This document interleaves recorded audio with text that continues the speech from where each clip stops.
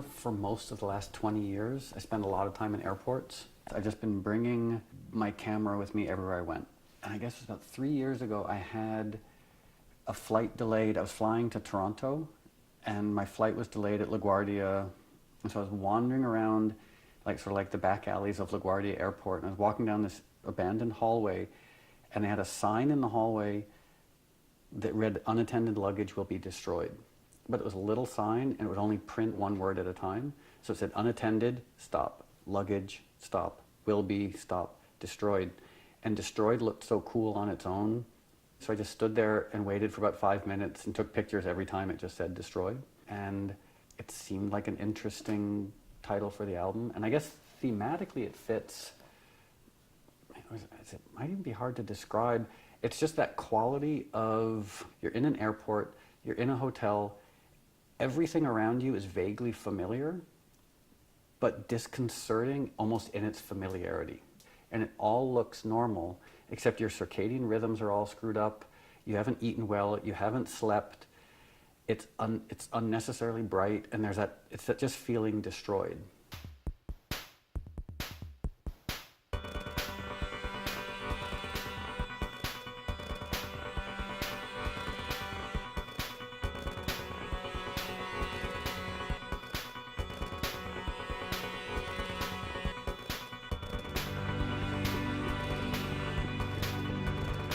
And when I was making this record, I was like, I didn't know what type of record it should be. And then at some point I thought, well, it's a record inspired by empty cities at 2 o'clock in the morning. And when I'm not making music in empty hotel rooms at 2 o'clock in the morning, I listen to a lot of weird old electronic music. So I thought, oh, I guess this album should be an album of weird old electronic music.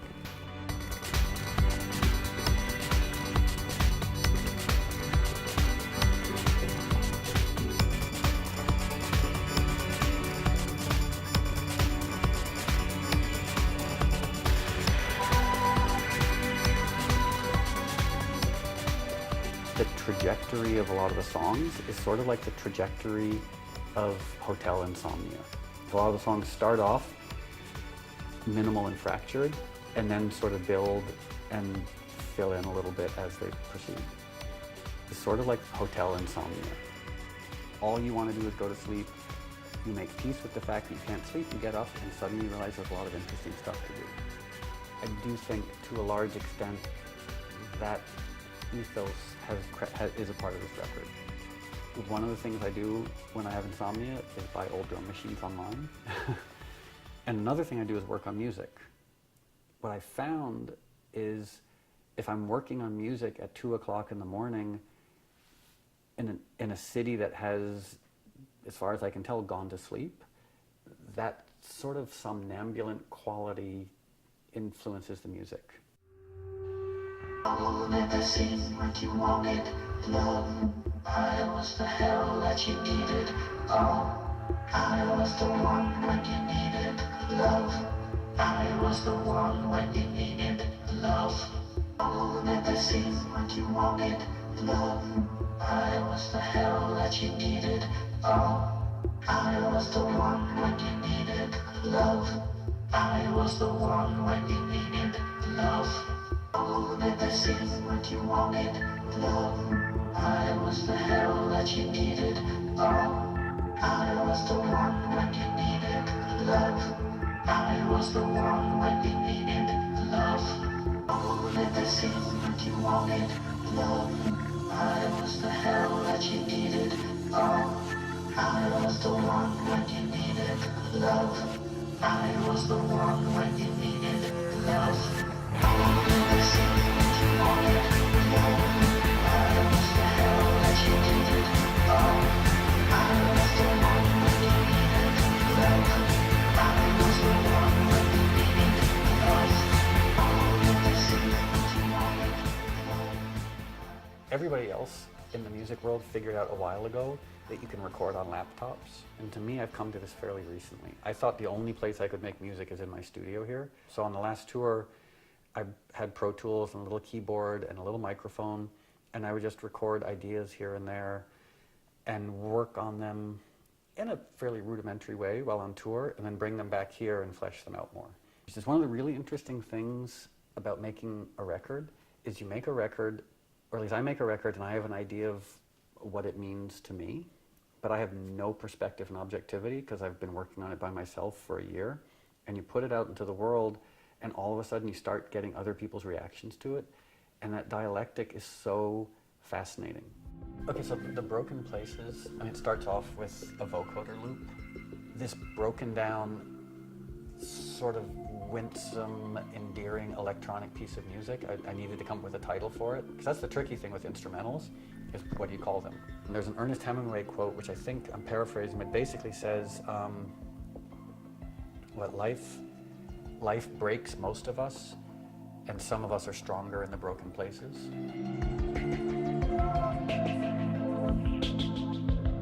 And I've always loved that quote, which I'm paraphrasing. And so I liked that as an introductory album title for the album, because it does sort of emotionally set the tone for the rest of the record.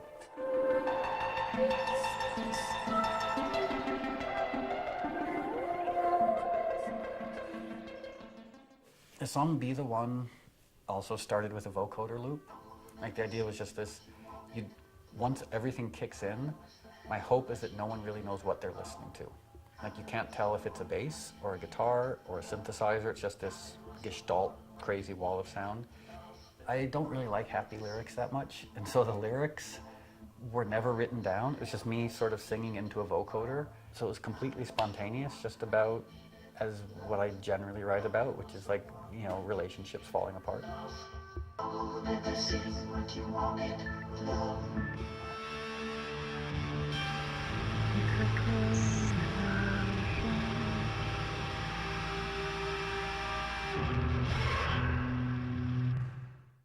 And so this song, Sevastopol, it's an instrumental. What I really like about this song is it's quite driving, like it's ostensibly a dance song, but the music is really mournful with quite a lot of dissonance in it. Like it's I don't know, like a sort of big, enveloping, cinematic, electronic, melodic component with quite cold, repetitive electronic drum loops underneath.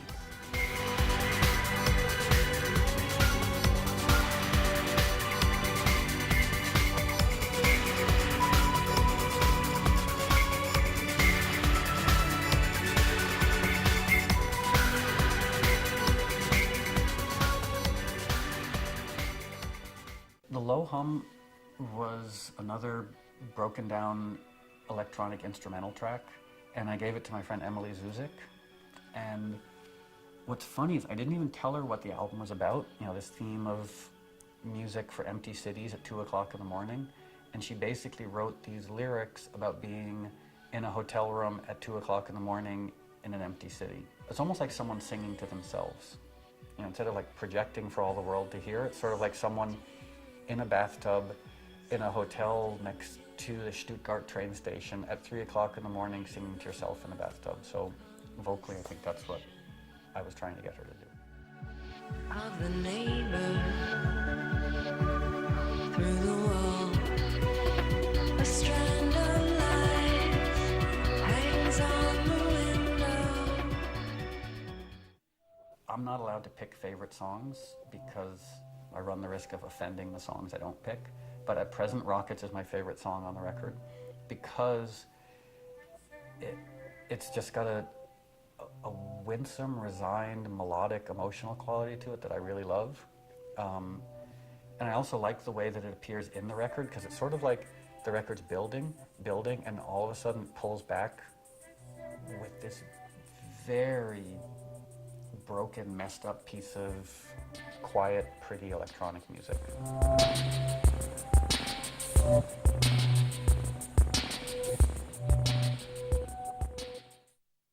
The Day is one of the few songs on the record that I sing on.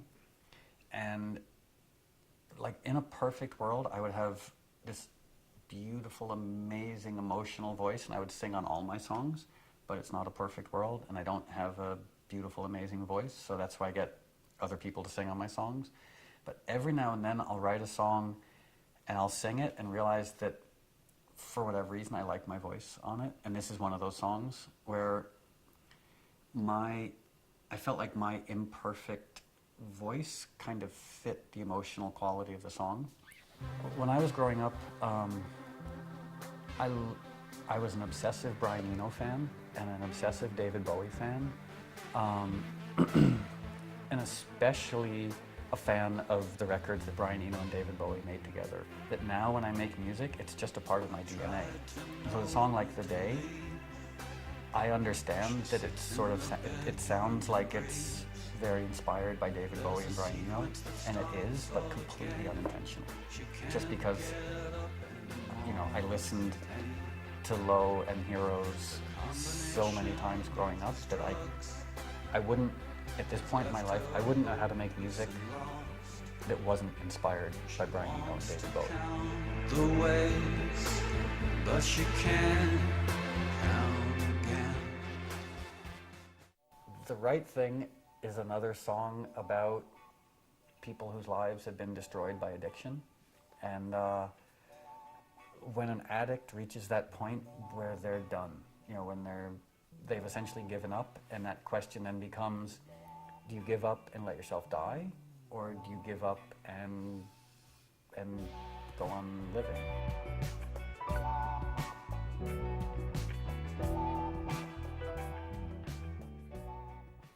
The song After starts with a vocoder, once again, about a relationship that stopped working a long time ago. And I think it's quite a propulsive song. Then about halfway through it just stops and gets very quiet for far too long, with the idea of creating a sort of extended period of tension so that when it does resolve, it hopefully, ostensibly, is even more satisfying.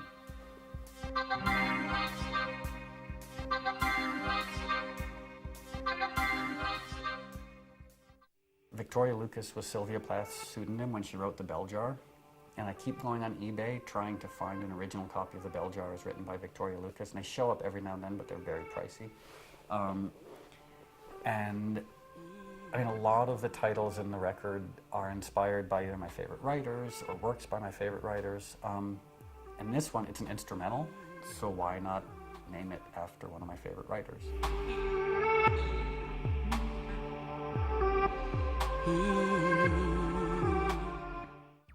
The song Blue Moon, it's basically it's a really simple new wave, new romantic song, is solely inspired by that period. And that's what I grew up with, and I still love it, and I shouldn't apologize for it so much.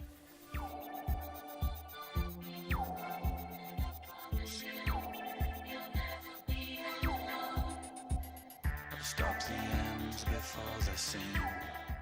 So Lie Down in Darkness, yeah, it's named after a William Styron book. It's just a very, at least for me, a very like emotional, sort of mournful piece of symphonic electronic music.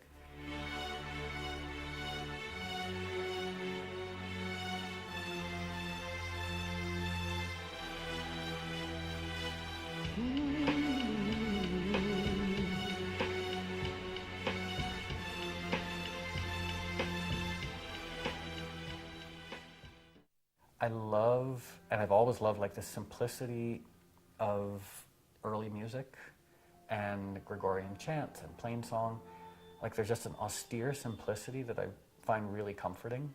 And so I was listening to this Trio Medieval record, and I basically wrote a bunch of string arrangements around their a cappella recording, and then went to the woman who sang it and said, oh, is it possible for you to re-sing it to this arrangement that I've written? And I think she was 8.5 months pregnant. So she has this little studio in her garage in Norway. So she recorded the vocals, handed the recording off to her husband, and then went and gave birth. So it's basically like, I just had this vision of this woman like 8 3/4 months pregnant, singing the vocals, hitting stop, handing the CD or whatever to her husband, and then being rushed to the hospital to give birth.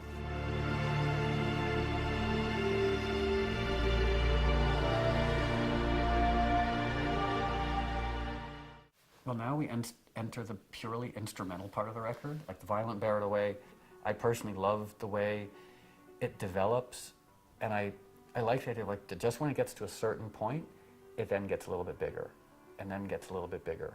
So it's almost like the opposite of a Russian doll. You know, like starting with the tiny doll and gets bigger and bigger and bigger.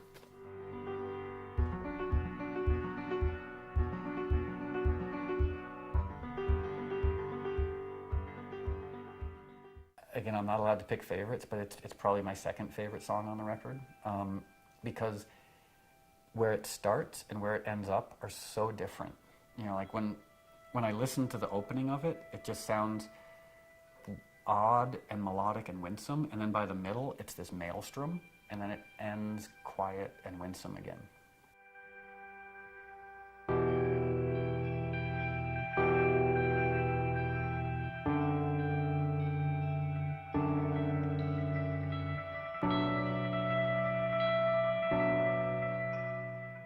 For those few people who will listen to the album from start to finish, I wanted to try and make a bookended, cohesive, emotional experience. And I felt like this short song, When You Were Old, was like a kind of perfect denouement to the album.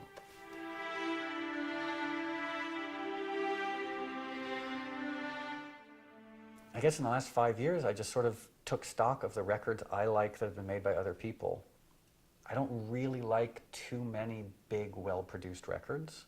I tend to like old records, you know, you listen to the recording, it's disastrous, but it sounds and feels amazing.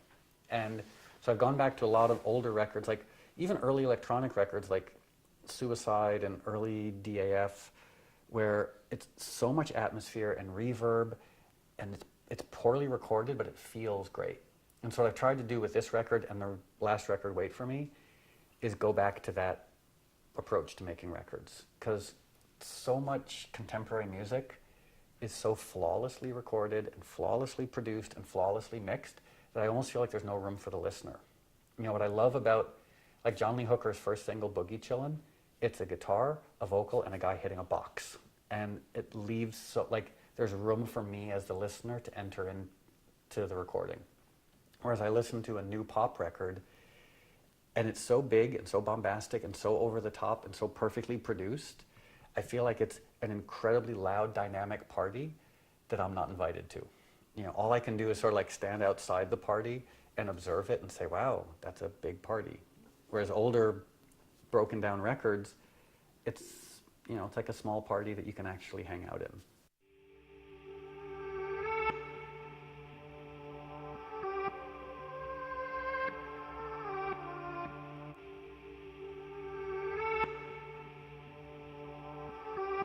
I love letting record be a little more broken down, letting record, you know, like having old drum machines that don't quite work right, and old analog synths that only do one or two things, and if you touch a fader, all of a sudden it stops making sounds. You have to hit the side of it and record it and not perfect it, and just sort of let it be what it is.